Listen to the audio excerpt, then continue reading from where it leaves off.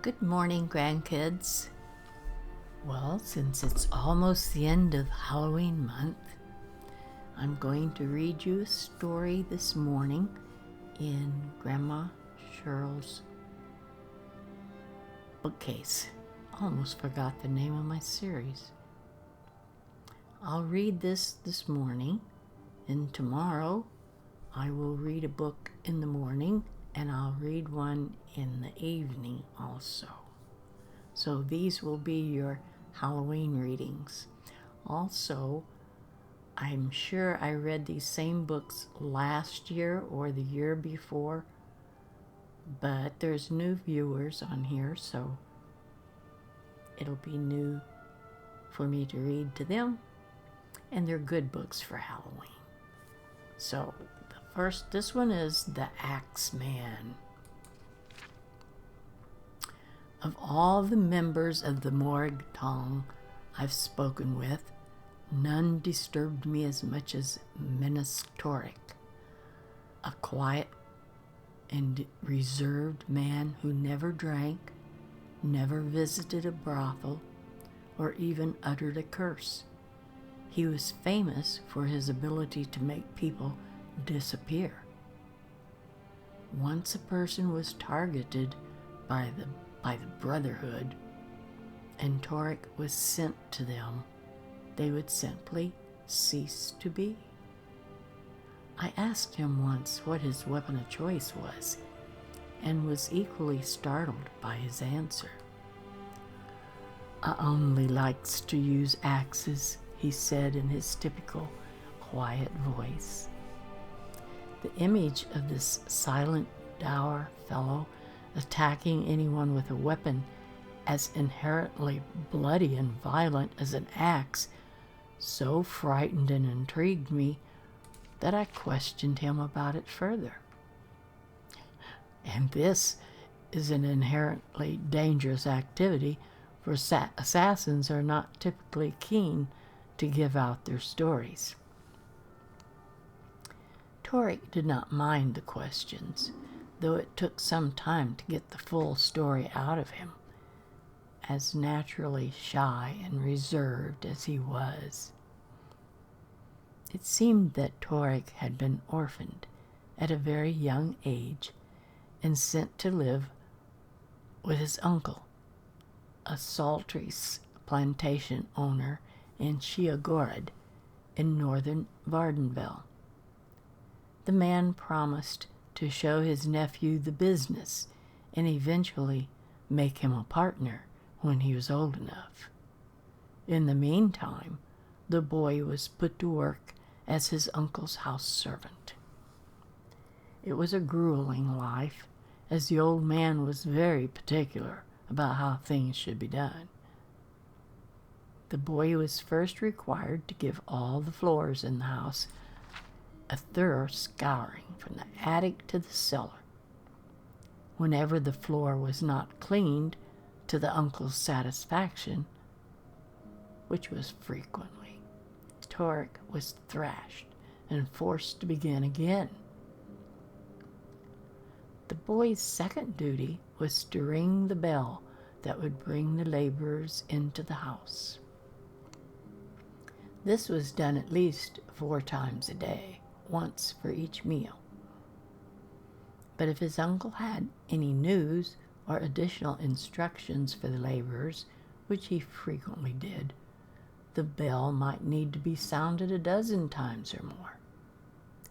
It was a huge iron bell in the tower, and the boy quickly discovered that he had to throw his entire body into the motion of pulling the chain in order to have it sound loud enough to bring everyone in from the field. If he was tired and did not pull the back-breaking chain hard enough, his uncle was soon at his side to beat him until he rang the bell loud and clear. Torik's third task was dusting all the shelves in his uncle's vast library. As deep and old as the shelves were, he was required to work with a long, heavy duster on a rod. The only way that he could reach to the back of the shelves was to hold the duster at his shoulder and then sweep it out in a sweeping motion. And again, if the uncle saw any dust left over or felt that the boy was not working as hard as he ought to, the punishment was swift and severe. After several years, minus Torik, is his name Minus or Menace? I should call him Menace. Grew into a young man, but his job responsibilities were not increased. His uncle promised to teach him the business once Torik had demonstrated his mastery of his servile assignments. Divorced from any knowledge of any work other than his own, Torik never knew how badly in debt his uncle was and how poorly the farm's yield was. In his 18th year, Torik was called into the cellar by his uncle. He thought that he had not done a good enough job scouring the floor down there and was frightened of the beating to come. What he found, however, was his uncle packing his goods into crates. "I'm leaving Morrowind," he explained. "The business has gone sour, so I thought I'd try my luck running a caravan in Skyrim. I understand there's good money to be made trading fake Dwemer artifacts to the Nords and Cyrodiils. I wish I could take you with me, my lad, but there won't be much need for scouring, bell pulling, and dusting where I'm going." "But, Uncle," said Torik, "I can't read. I knows nothing of the business you promised to teach me. What wills I do's on my own?" "I'm certain you can find a job in some domestic capacity," shrugged the uncle. "I've done my best with you." Torik had never stood up to his uncle before and felt no anger, only a sort of coldness that gripped his heart. Among his uncle's possessions being packed away was an old, heavy iron axe, allegedly of Dwemer manufacture. He picked it up in his hands and was surprised to find that it was not much heavier than his dusting rod. In fact, it felt very comfortable as he pulled it over his shoulder and swung it out as he had done so many times before. In this instance, however, sorry about that.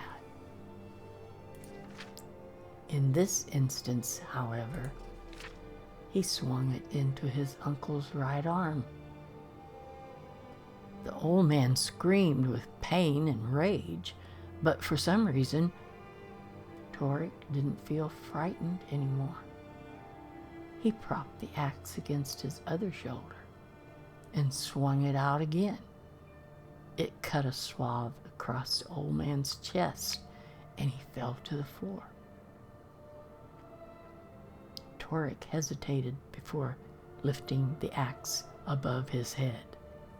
It was another natural position for him, like he was ringing a bell. Over and over again, he swung down as if he was calling the laborers in from the field, except this time there was no sound except for a wet thump, and no laborers came in from the field.